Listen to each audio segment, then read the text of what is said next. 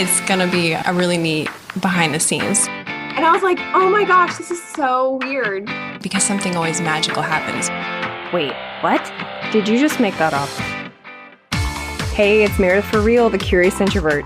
Listen each week as I talk with someone new.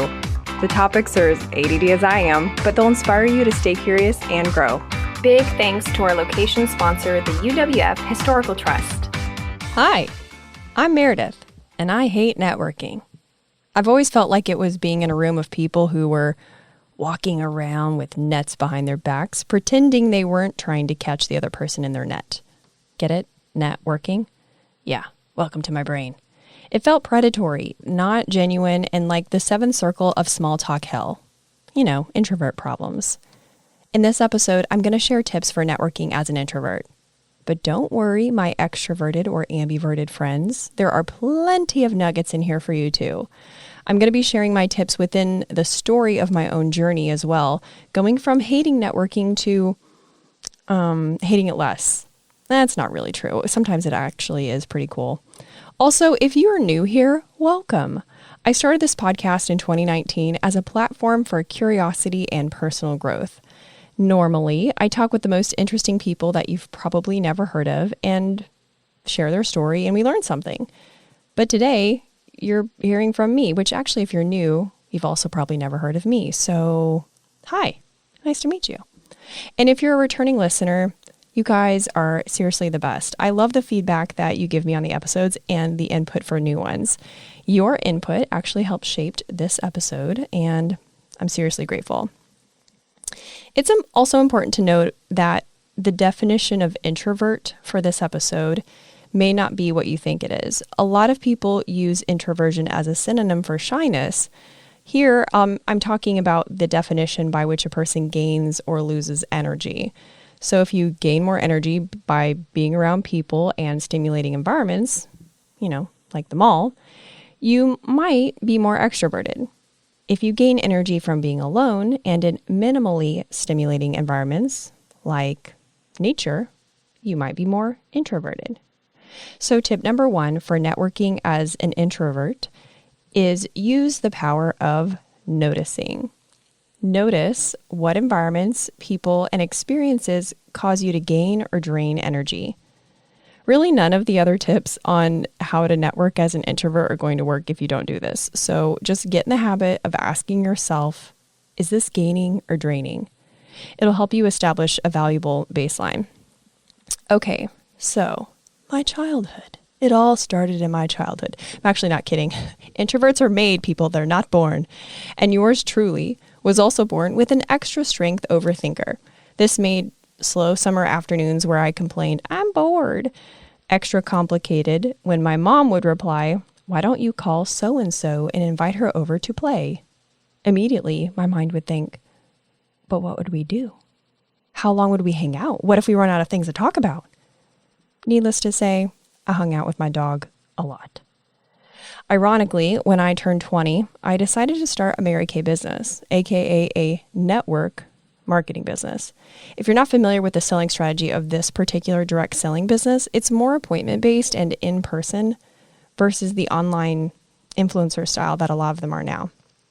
So the good news for me was that these were 1 hour-ish sessions with a clear beginning, middle, and end, where the other person or people weren't staring at me the whole time because they were putting on eyeliner or washing their face. Tip number 2, if you're wanting to improve your networking skills, you do not have to dive into a formal business card exchanging setting. Choose a gathering with a clear beginning, middle, and end. You know, like a baby shower. You can practice all your networking skills with the comfort of knowing soon the mom-to-be will be awkwardly opening her baby shower gifts in front of everyone, and you'll be off the hook. So the bad news was I was still so nervous at these appointments that I would pit out all of my clothes and often repeat the same question. You should have seen the look of pity and concern on their face the second time I asked, so, did you grow up here? The good news for me is exposure therapy can work. I realized that despite my sweaty armpit clothes, I had the ability to make other people feel at ease pretty quickly. Instant rapport became my superpower. So tip number 3 for networking as an introvert, identify your superpower. I've noticed that we introverts have many special powers. Many of us are keyed into the subtleties of voice tone, body language, and even the way things are worded. This set of observational skills makes us, a lot of us anyway, great at mirroring, the nonverbal technique where a person copies the body language, vocal qualities, or attitude of another person. It's a great thing, unless you accidentally take on the accent of the other person. That is very awkward. So maybe your superpower is mirroring. Maybe people have told you you have a calming presence or that you're funny. Find your superpower. And when you're in a networking situation, lead with that. Lead with your superpower. So as I said, instant rapport is my superpower. That is most of the time. Intimidation at that time was still my kryptonite. It can still be today too. But back then there were certain professions or educational levels that just fried my brain. I remember I was in a conversation and I said, well, what do you do for a living? And she said, I'm a lawyer. And I was like, cool. Yeah. So thankfully I got help. At my next Mary Kay training meeting, I asked a fellow consultant for advice. I asked her, what can I say as a follow-up when people tell me they are in the military? She explained that I could ask what branch they were in or what they do in the military. It had honestly never occurred to me to ask someone what they did in the military. For some reason, they military, like it's a verb or something. Then I asked someone in the medical field for an intelligent sounding question to the follow-up of, I'm a doctor or I'm a nurse. I put these tips to use right away, and they did wonders for my rapport building and my underarm sweat. So tip number 4, keep a Swiss Army knife of questions on you at all times. Because if networking is about connecting, conversation is the bridge. And if you're an introvert, you likely hate small talk. But guess what? Nearly everybody else does too. They just don't feel it as deeply in their souls as we do. But by having a Swiss Army knife of questions on you, you'll not only make your networking experience more tolerable for you, but also more life-giving to the person who talks to you, which will make you more memorable, which is a great benefit of networking in the first place, right? So what are some of these questions? I have picked 4 that I think will be easy to remember. Number 1, it's my favorite. The question is, what do you specialize in? I'm telling you, I find this question works for almost any profession. I'm a doctor. What do you specialize in? I'm a mechanic. What do you specialize in? I'm an engineer. I'm an artist. And even the dreaded, I'm a consultant. We never know how to respond to that, right? Try, what do you specialize in? It works really good. Question number 2, what did you do before you were a fill in the blank? Before you were a consultant? Just be sure to ask this long after you've shown interest in their current position. Otherwise, it can be interpreted as saying their current career is boring and you don't want to talk about it. It's a great question, though, because it peels back the layers of who people are. People are more nuanced than their current job title, but they don't always get an opportunity to share about the other sides of themselves. So I find people really enjoy this conversation. It can even take you back to what your first job was. Question 3, what kind of projects have you been working on lately? This doesn't work for every profession, but it can work for a lot of them. So keep that one in mind when you're talking with someone and see if you just need to tweak the wording a little bit to match what their profession is, but it gives the person an opportunity to open up and share what they're passionate about their job. Question 4, how do you know insert name of host? This can begin your detective search for common ground, and it's a great question to keep in your back pocket for networking in non-professional settings. And just for giggles, here are 4 statements that you may want to avoid. Again, I'm going to start with my favorite, or should I say unfavorite. This statement in response to what you do for a living. Oh God, I could never do what you do. This, folks, is not a compliment. Do not say this. You think it's a compliment, but it really makes everyone feel bad. I used to think that only certain professions like, say, mental health workers or prison guards would get this reply to their profession being announced, but actually a lot of professions get this response and it's just not helping anyone, so let's just get rid of it. Statement 2 to avoid is breaking the ice with a complaint. For example, oh, I hate these sort of events. You don't really want to start off on a negative foot. Number 3, reacting with any stereotype. Now, I get this one somewhat frequently when people ask where I'm from. I'm from Nebraska. Their reply, oh, was your backyard a cornfield? Which actually it was, but not the point here. The point is you're not helping the conversation. It's a conversation killer. Statement 4 to avoid is asking what their spouse does in response to them sharing what they do. I would really like to hear from my male listeners to know if any of y'all have this experience, because I've only ever experienced it myself and met other women who have experienced this. What I mean is when you tell someone what you do, and it's something, especially in the creative space, let's say you say, I'm an artist, and they say, oh, what does your husband do? Do you see now why this is a sentence you would want to avoid? It's pretty insulting. So anyway, fast forward a few years. I was going through a stressful divorce. I mean, I guess all divorce is stressful, right? Of course. But I point out the stress because stress can amplify our quirks and our needs, whether you're an introvert or an extrovert. For example, if you're extra stressed and you're an introvert, you might require more time alone. If you're an extrovert experiencing stress, you might really need to go blow off steam at the club. Hey everyone, just a quick interruption to show gratitude to our sponsors and give you some special deals. The UWF Historical Trust. We shoot the show at the Museum of Commerce and the Pensacola Museum of History. And it's not just an amazing step back into the 18 and 1900s, but it's an event space too. And because they love creative collaborations and have spaces for all party sizes, they're pretty much the perfect venue to make your event stand out. So if you need a unique space in downtown Pensacola, take a look at historicpensacola.org. And if you want to tour one of the 12 museums, get your tickets in person so you can show the agent one of my emails and get $2 off an adult ticket. Get emails by texting REAL to 66866.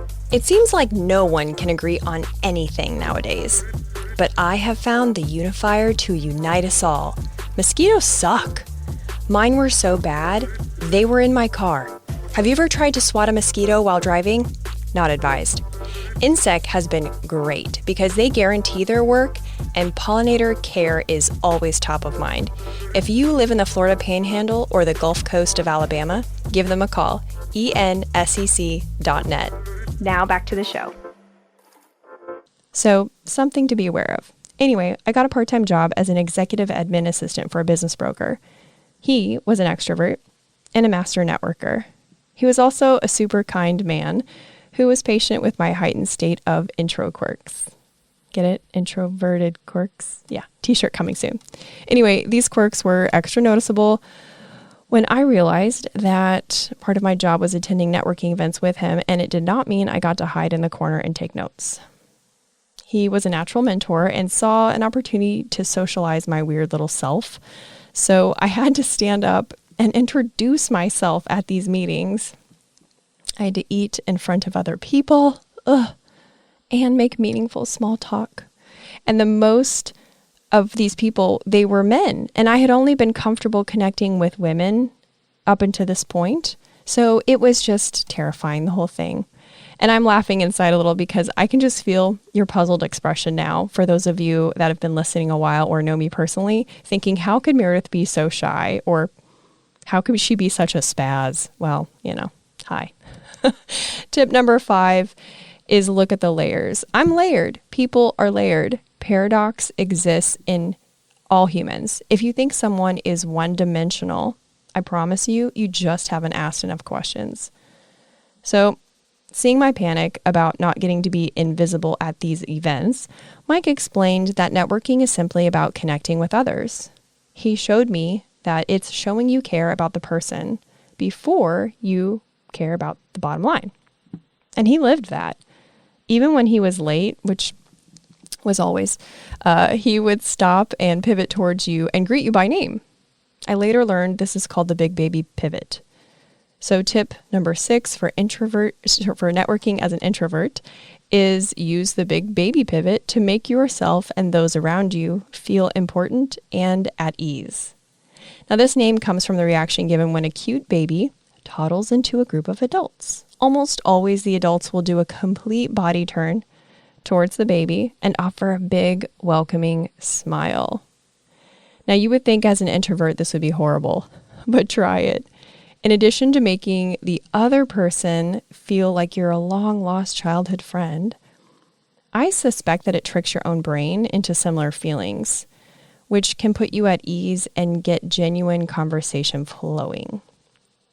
Now, Mike would also insist that I begin emails with the person's name and well wishes before I dove into what I needed.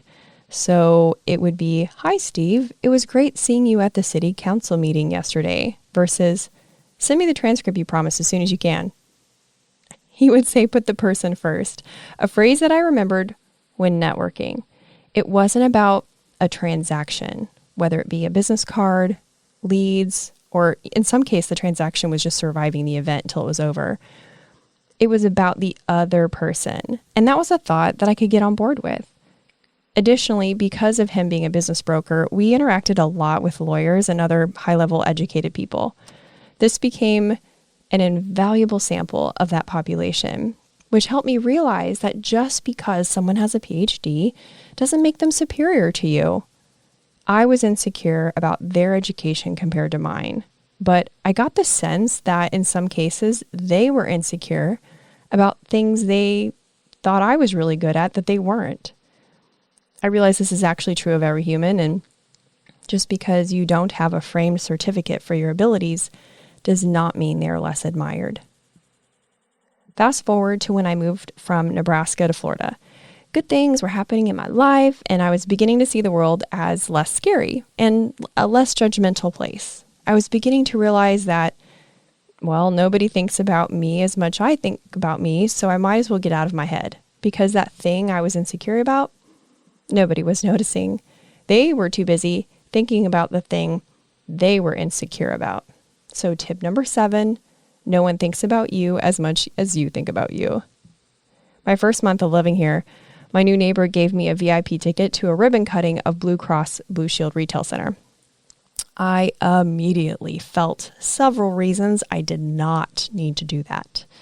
And I say felt and not thought because when you're an anxious introvert, that's where you make decisions in your feeler.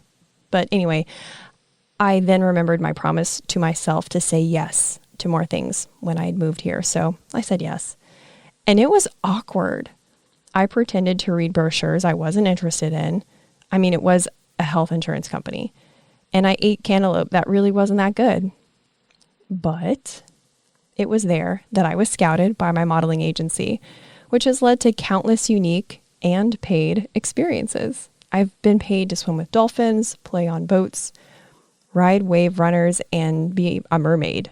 I mean, how great is that? All because I said yes and ate some crappy cantaloupe. Tip number 8. When you're feeling freaked out, leverage all your FOMO. Fear of missing out, although negative, can put enough get up and go to get you to step outside your comfort zone. Now, I've lived in Florida for over a decade, and I'm no longer in a physical networking group, but I found benefits in a few of the virtual ones since the pandemic, and the rules are about the same, which leads me to the rule I have for myself and tip number 9. Strategize your energy reserve. I strategize with my energy reserve, not against it, and certainly not within the framework of what I think my energy reserve should be, which has changed since the pandemic. So I do this by choosing the most potentially meaningful networking events versus all of the networking events. Being aware that an event is my only networking event for that week, for example, I'm less likely to hold back on putting myself out there because I feel secure knowing I will have the opportunity to refuel my energy. Tip number 10, and the last tip for networking as an introvert today. It turns out people will think you are the most interesting person if you get them to talk about themselves the whole time. So if shyness is a part of your introversion, this is an amazing superpower that will make you the life of the party. I hope you found these tips helpful. The world really needs introverts and extroverts and everyone in between. So lead with curiosity, stay curious, and grow. Seriously, everyone, thank you so much for listening. Some of the tips I shared today can be found in the book, How to Talk to Anyone by Leal Lowndes. You can get the cliff notes to this episode via email by texting REAL, REAL, to 66866 if you're in the US. And if you're elsewhere on planet Earth, you can go to meredithforreal.com. And if you liked this episode, you'll also like the one where I share my personal mental health hacks. It's episode 63.